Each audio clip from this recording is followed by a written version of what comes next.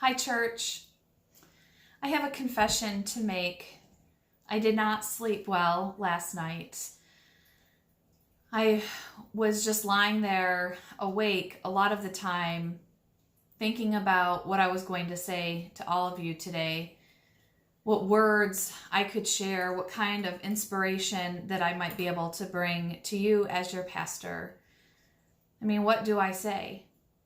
What can I say when my words seem so inadequate at a time like this that we find ourselves? A time when many of our hearts are breaking, are hurting for all kinds of various reasons. And not just hurt, but maybe like me, you are angry. The horrifying death of George Floyd in Minneapolis and the protests and all of the violence that have followed are weighing heavily on so many of us, heavily on our hearts and in our minds. Our hearts are aching for our country that is so divided by racial injustice, arrogance, hatred, indifference. It's hard not to be sad, not to be angry, and to remain hopeful at the same time. I want to be an ally. I want to do what is right. And I know that you want to do what is right too. And I know that our church wants to do what is right. And I think that we have already taken steps, but I ask all of you, what are we going to do next? What is the next step for our church when we talk about dismantling racism?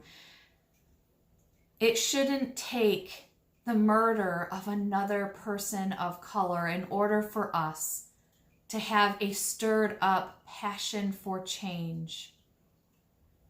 I've had a few of you reach out to me to ask what we can do, what our church can do.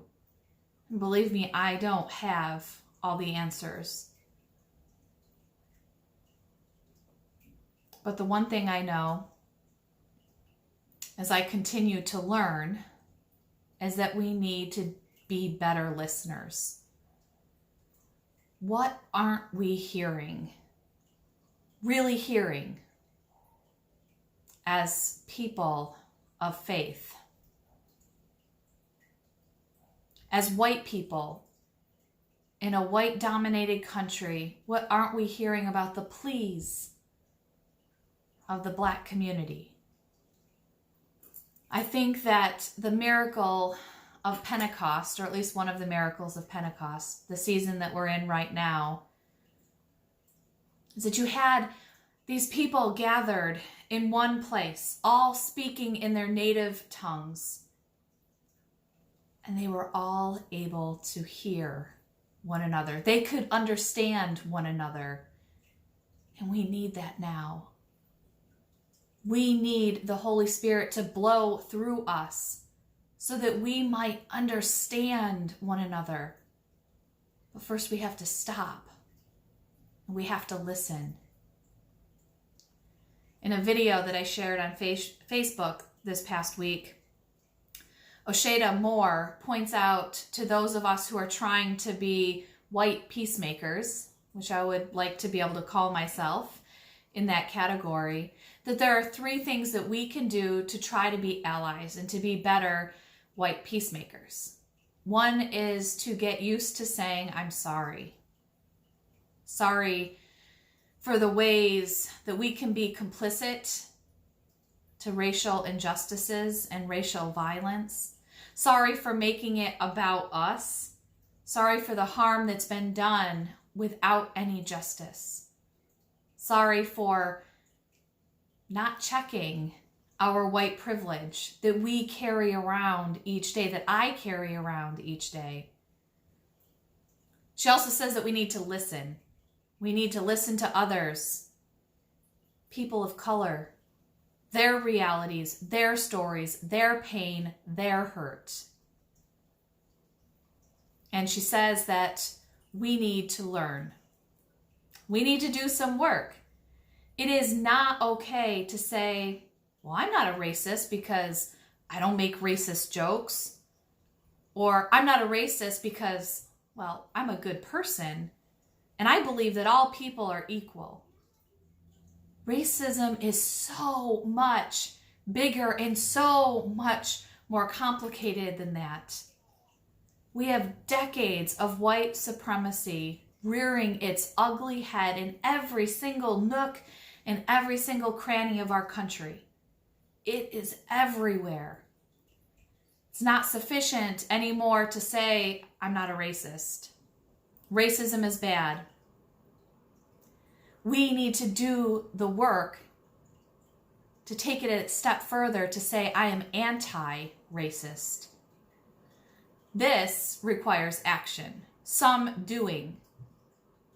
So let's start reading, opening ourselves up to different ideas, different books, articles, things that make us uncomfortable. Let's listen to people of color, read books written by people of color. The work to be an anti-racist is not easy, and we are not always going to get it right.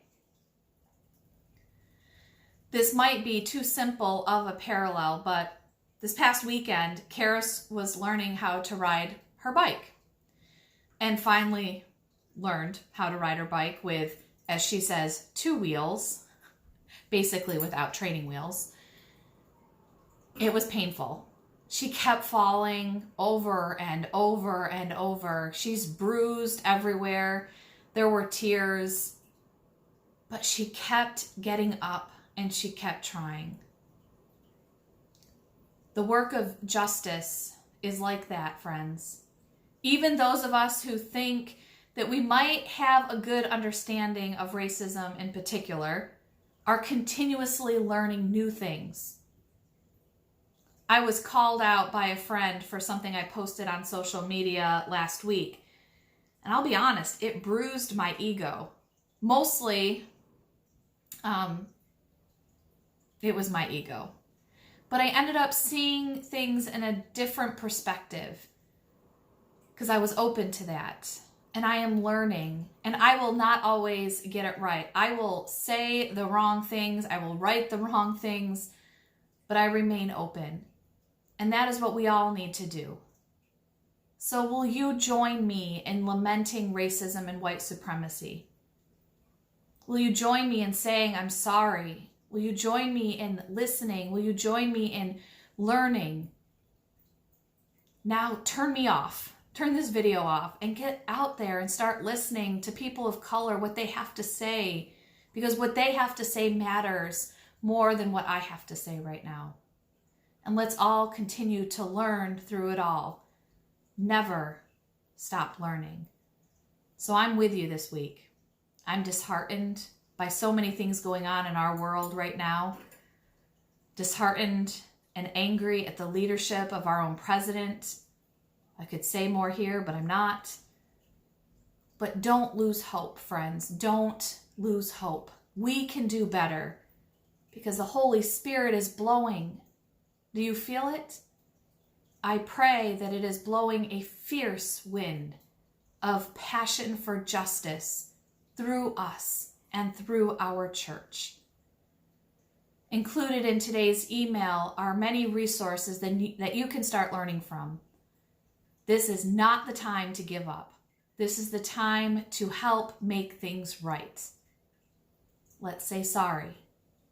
Let's listen and let's learn. And in all things, never, ever give up hope. Peace be with you this day.